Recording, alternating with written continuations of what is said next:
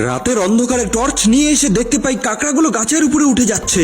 আমরা এই জঙ্গলি কাকড়াগুলোকে সংগ্রহ করে রাখি। কয়েকটা কাকড়া ধরে নিয়ে কুটিরে ফিরছিলাম, তখনই দেখতে পাই রাতের সমুদ্রে উত্থাল উঠেছে। তাই তাড়াতাড়ি করে কুটিরে এসে রাতটা কাটার অপেক্ষা করি। রাত পেরিয়ে এলে ছুটে চলে আসি সমুদ্র পাড়ে। এসে দেখতে পাই অনেকগুলো পান্তুয়া মাছ এখানে পড়ে পড়ে রয়েছে।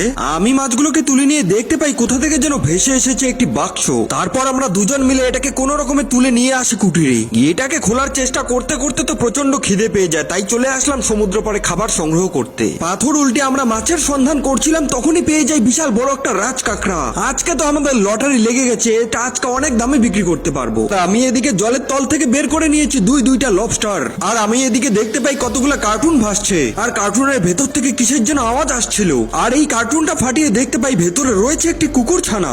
আমি কুকুর ছানাটাকে নিয়ে এসে মাছের রোস্ট খাইয়ে সেবা যত্ন করি। তারপর অনেক চেষ্টা করে বাক্সটা খুলে দেখতে পাই বাক্সের ভেতরে রয়েছে একটা সাইকেল।